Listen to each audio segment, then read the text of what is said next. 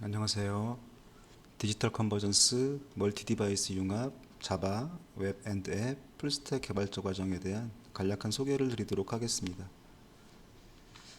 일단 컨버전스라는 말 자체가 이제 융합이라는 의미가 포함이 되어 있죠. 그리고 멀티 디바이스라는 거는 디바이스라는 거는 장치를 얘기하죠. 그래서 우리가 사용하는 PC도 있고, 그리고 우리가 또 스마트폰, 또 그 외에 다양한 하드웨어적인 장치를 디바이스라고 생각하시면 될 것 같습니다. 그래서 이 PC하고 그다음에 우리 아두이노하고 안드로이드 이렇게 세 개의 디바이스를 가지고 융합된 자바 언어 기반의 웹과 앱을 만드는 풀스택 개발자 과정이라고 생각하시면 되겠습니다. 자, 하나씩 이제 의미를 좀 파악을 해보면은요. 디지털이라는 말들은 잘들 아실 거예요. 디지털이라는 말은 아날로그의 반대죠. 디지털이다. 디지털이라는 말은 아날로그에 반대되는 개념입니다. 아날로그하고 반대되는 개념. 그럼 아날로그하고 반대되는 개념이 뭐냐면은 우리가 이제 컴퓨터를 설명할 때 컴퓨터는 뭐 0과 1로 이루어져 있다. 뭐 이런 말을 들어보셨을 거예요. 근데 그런 내용보다는 컴퓨터에서 제일 중요한 부품이라고 하면은 반도체가 있겠죠. 반도체. 반도체라는 건 뭘까요? 그러면은 반도체는 도체이면서 부도체인 그런 성질을 가지는 어떤 부속품이 되겠죠. 그래서 전기가 통하는 거를 우리가 도체라고 하고 전기가 통하지 않는 거를 부도체라고 하죠. 반도체라는 건 뭘까요? 그러면 반도체라는 거는 전기가 통하기도 하고 전기가 안 통하기도 하는 그런 새로운 이제 인간의 발명품이 되겠죠. 그래서 전기가 통하는 거를 온이라고 표현해 볼게요. 전기가 통하지 않는 거를 오프라고 표현해 보겠습니다. 전기가 통하기도 하고 안 통하기도 한다. 자, 이거를 이제 신호로 표현한다 그러면은 온 오프가 되겠지만은 이걸 한번 숫자로 표현해 본다고 하면은 전기가 통한다 1, 전기가 통하지 않는다 0 이렇게 표현할 수가 있을 거예요. 그래서 결국엔 디지털이라는 말은 이제 컴퓨터를 이용해서 어떤 작업을 하는 거라고 생각을 하시면 되겠습니다. 자, 컨버전스라는 말은 어떤 걸까요? 컨버전스라는 말은 융합을 한단 말이겠죠. 융합, 합한다는 얘기죠. 어떤 걸 합할 거냐면은 멀티는 다중이라는 얘기죠. 다양한 또는 다중 이런 의미라고 생각하시면 될 것 같습니다. 자, 그리고 디바이스는 장치를 의미하죠. 장치. 자, 장치는 여러 가지 장치가 있을 거예요. 우리가 사용하는 일반적으로 뭐 컴퓨터라고 하면 이제 PC를 말하는 거죠. PC 같은 장치도 있고, 그 다음에 또 어떤 게 있을까요? 우리가 많이 쓰고 있는 뭐 스마트폰, 또 스마트워치 뭐 이런 것들이 있을 거예요. 그리고 이거 외에 어떤 장치들이 있나요? 우리 이제 뭐 음료를 빼먹거나 할 때 사용되는 뭐 자판기 같은 것들 이런 것들도 이제 디바이스라고 생각할 수가 있습니다. 이렇게 다양한 장치들이 있는데 이런 다양한 장치들을 융합해서 작업을 할 거다. 근데 어떤 게 기반이냐면은 자바라는 언어가 있습니다. 자바라는 거는 이제 프로그래밍 언어고요. 프로그래밍 언어라고 생각하시면 되는데, 자, 프로그래밍 언어라고 하는데 그러면은 우리가 언어라는 말은 알 거고 프로그램이라는 건 뭘까요? 프로그램. 자, 프로그램이라는 거는 어떤 목적을 위한 수행 절차라고 생각하시면 될 것 같아요. 자, 어떤 목적이 있을까요? 목적이라고 하면 우리가 예를 들면 체중 감량을 위해서 어떤 것들을 절차를 마련해야 될까? 자, 첫 번째는 이제 우리가 키와 몸무게, 우리가 비만도 측정이라고 하는 그런 걸 통해서 키나 몸무게를 측정을 하겠죠. 몸무게를 측정을 할 거예요. 몸무게를 측정하고 나서 그 다음에 이 키와 몸무게에 따른 뭐 비만도 조사를 할 수도 있고요. 뭐 인바디 같은 걸 통해서 뭐 체지방 함량 같은 것도 체크할 수가 있겠죠. 이런 걸 측정하고 나서 자 그러면 이제 체중 감량이 필요하다라는 목적이 들면은 어떤 작업을 해야 될까요? 일단 뭐 운동이 중요하겠죠. 운동을 해야 되고 그다음에 이제 식이요법, 식단이라고 하죠. 식단 조절도 해야 될 겁니다. 자, 어떤 운동을 할 것인가? 예를 들어서 자, 오늘 이제 100m를 걸었어요. 100m 걷기를 하고 그리고 식사는 그냥 간단한 야채죽을 먹었다고 가정을 해보겠습니다. 자, 이렇게 먹고 나서 그 다음에 또 뭘 할까요 이제? 그러면은 그 다음에 얼마나 체중이 감량이 됐는지를 어떤 체크를 하게 되겠죠. 체크를 하고 체중 감량이 더 필요하다면 그 이후에 또 어떤 작업들을 수행을 할 거예요. 이런 절차들이 우리가 프로그램이라고 생각하시면 됩니다. 그래서 이거를 하는데 이런 작업들을 체중 감량을 위해서 운동과 식단을 조절하는 이런 작업들을 100일 동안 해서 목표를 달성하겠다라고 하면은 이게 뭐가 되는 걸까요? 이게 이제 100일 다이어트 프로그램 뭐 이런 명칭으로 어떤 프로그램이 만들어지는 거겠죠. 그렇죠? 자, 그런데 우리는 이제 이런 100일 다이어트 프로그램 같은 게 아니고 사용하는 방식이 컴퓨터 기반의 쉽게 그냥 컴퓨터라고 말씀을 드릴게요. 컴퓨터 기반의 어떤 목적을 위한 수행 절차가 필요한데 그러면은 수행 절차를 할 때 그 수행이라는 걸 누가 하냐면 이제 컴퓨터가 한다는 거죠. 사람이 100m를 걷고 야채죽을 먹고 이렇게 했지만은 이제 컴퓨터가 이 작업을 수행한다. 어떤 목적을 위해서. 자, 그러면은 사람이 이제 뭘 해야 되나요? 그러면은 컴퓨터한테 명령을 내려야겠죠. 컴퓨터에게 명령을 내려야 됩니다. 그러면 이제 컴퓨터한테 명령을 내리려면 컴퓨터가 알아들을 수 있는 말이 있어야겠죠. 그게 프로그래밍 언어라고 생각하시면 됩니다.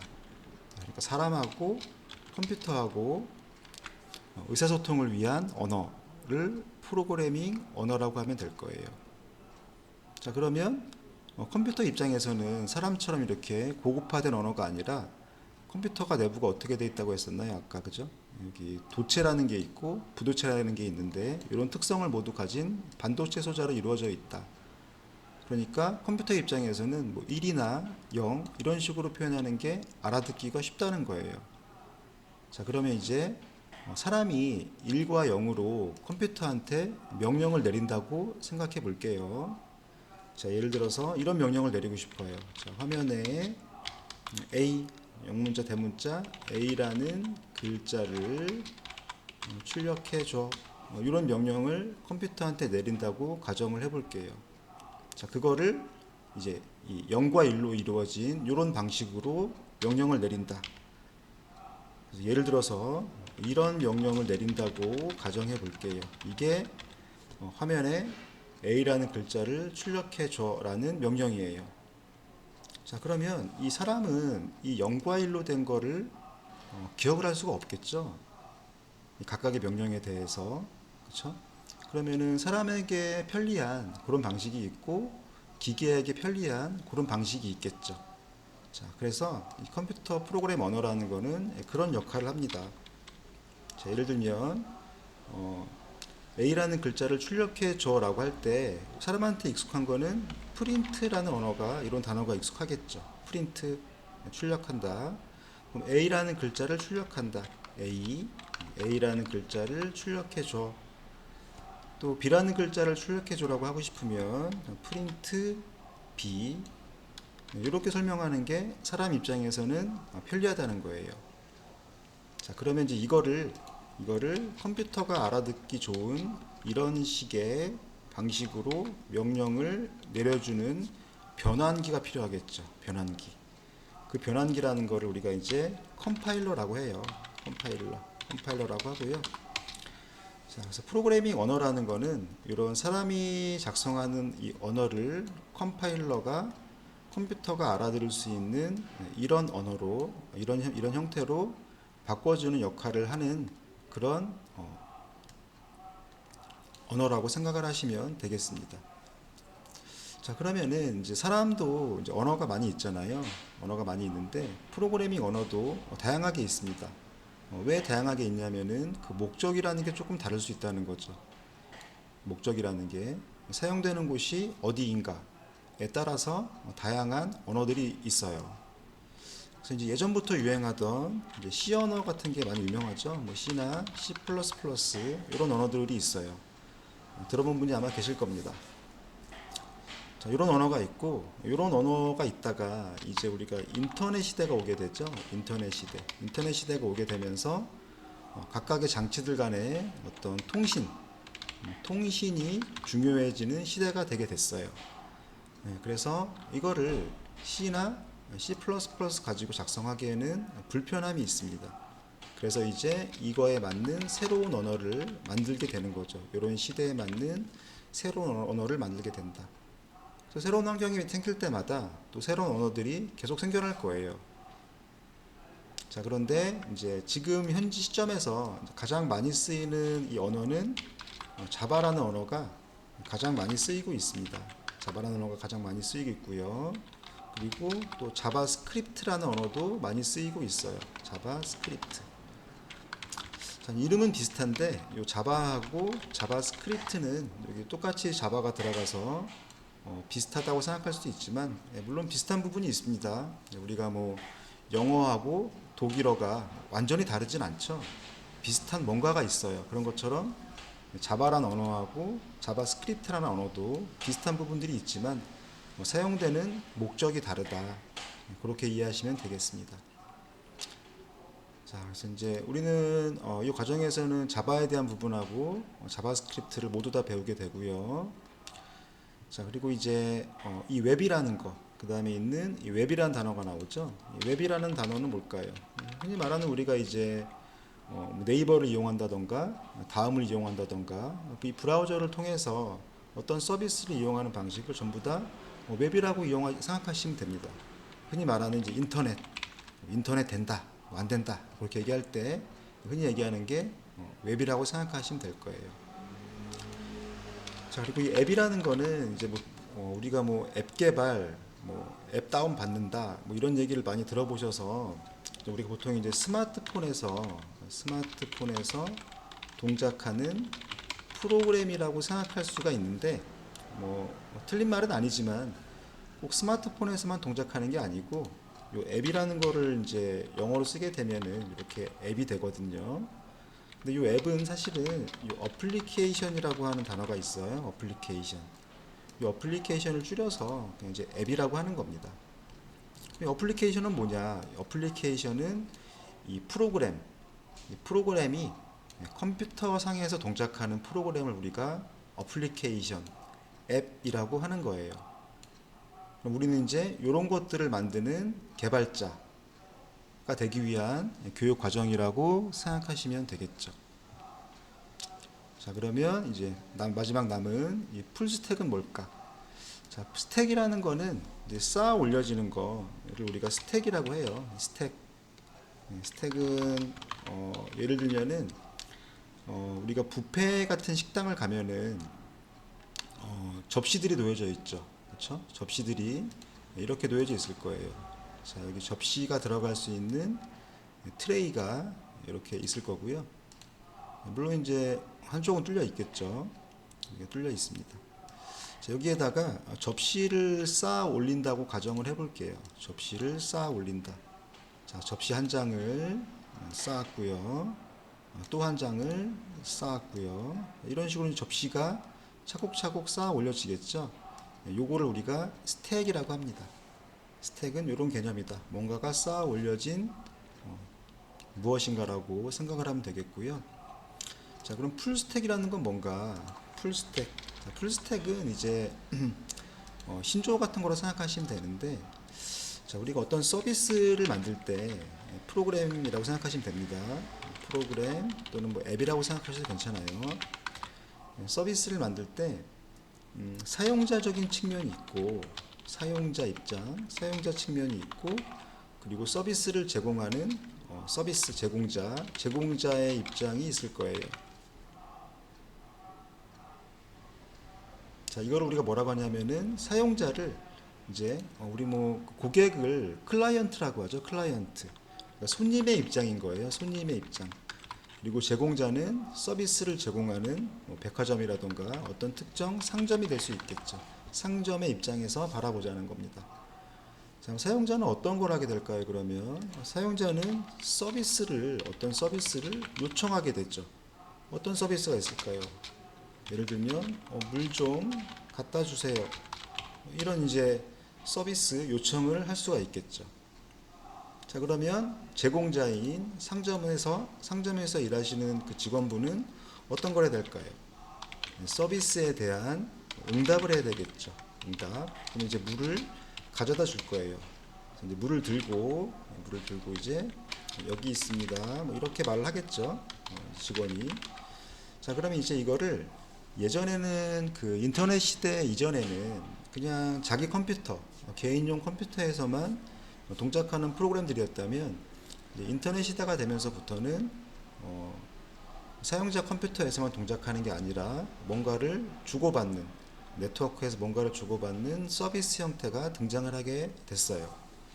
자, 그래서 이제 사용자 측면에서의 프로그램하고 제공자 측면에서의 프로그램하고 이제 두 가지가 다 필요해졌다는 얘기죠. 자, 그래서 이 사용자 측면에 해당하는 거 우리가 이제 클라이언트 사이드라 그래요. 클라이언트가 아까 말씀드린 고객이 되겠죠. 사용자적인 측면이 있고 제공자적인 측면, 뭔가를 제공하는 걸 우리가 서버라고 합니다. 서비스를 제공하는 서버, 이거를 서버 사이드라고 해요. 서버 사이드라고 하고요. 그러면 풀스택이라는 건 뭔가? 풀스택이라는 거는 클라이언트 사이드와 서버 사이드를 모두 개발하는 그런 과정이라고 생각하시면 되겠습니다. 자, 그래서 이런 것들을 하기 위해서 여러 가지 도구나 또 여러 가지 또 프로그래밍 언어 이런 것들이 필요한데 그런 것들을 차근히 비전공자도 수업을 들을 수 있도록 천천히 설명을 해서 과정을 수행해 나갈 계획입니다. 그래서 더 궁금한 점이 계시다면은 교육원에 방문해 주시면 좋을 것 같고요.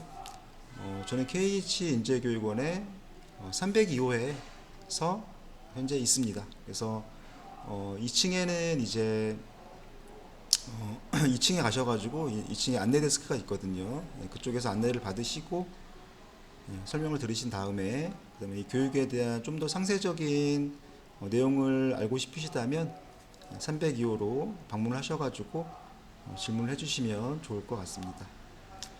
자, 그래서 이제 염려를 하는 분들이 많이 계세요. 내가 이런 것들을 뭐 전공한 사람도 아니고 컴퓨터 프로그램이라는 거를 처음 해보는데 내가 잘할 수 있을까, 그런 고민들을 많이 하시는데 수업 진행은 철저하게 이제 비전공자 입장에서 프로그래밍을 한 번도 경험해보지 않으신 분을 기준으로 해서 하고 있으니까 부담 갖지 않으셔도 좋을 것 같고요.